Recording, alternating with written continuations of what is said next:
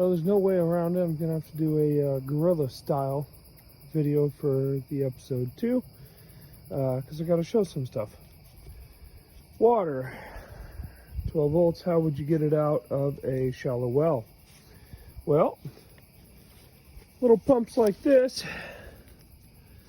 Beauty, you get them off Amazon, not that expensive, doesn't draw a ton of current, has a pretty limited pressure head, but you're not going to regulate down the voltage and get any water out of them. So what you need is the full 12 volts, maybe a nice solar cell keeping this topped off into a little charge controller, and then a timer. Do not believe the amp ratings on these timers. There is no way this is a 10 amp timer. Maybe transiently for a couple of microseconds. So throw that onto the output of a nice relay. Got these in like a pretty good deal. I think I have 5 of them. Came with the connectors and the pigtailed harness. And then onto the pump. So once the water is above surface, now you can boil it, whatever you might need to do. So this one is just going over the simple logistics of getting water out of a shallow well. Anything deeper than 20-foot well, you won't be able to use a 12-volt pump unless it's one of those super expensive, higher voltage solar array pumps. This works just fine. You're not gonna... Okay, here she comes. Red light on the timer. Oops. Okay. I've got this on 30 seconds on, 5 minutes off. I was just setting it up for this video here.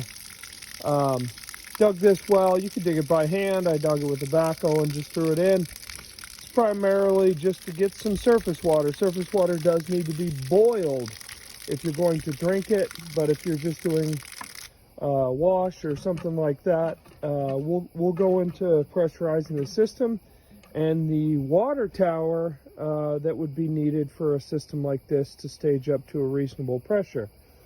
So that's episode 2 of the Engineer's Ideal Apocalypse podcast.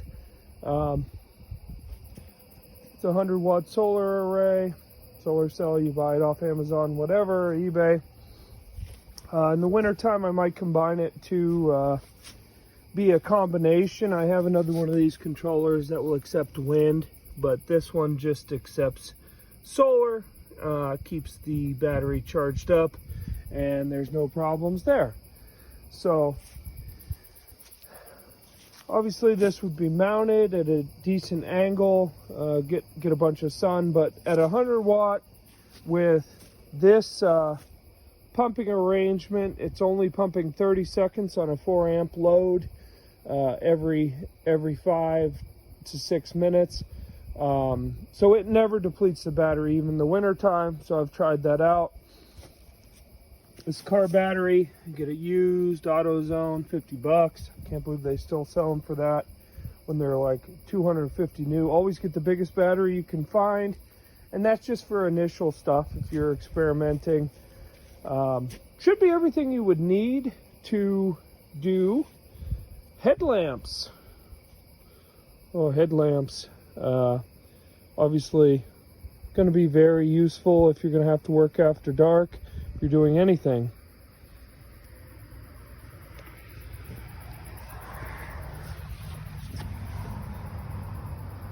My ring light out here didn't do a whole lot of good. I'm not sure. Regardless, this is my guerrilla style episode 2. I hope it had useful information in it. If you have any questions, throw them in the comments. Next episode, I think, will probably be getting the high pressure side of a 12 volt system to work, and maybe the water tower. We'll move on to wood-fired hot water tank systems. You can have water, but if you're not going to have a hot shower, what's the point of it all? So we'll get that all going for you.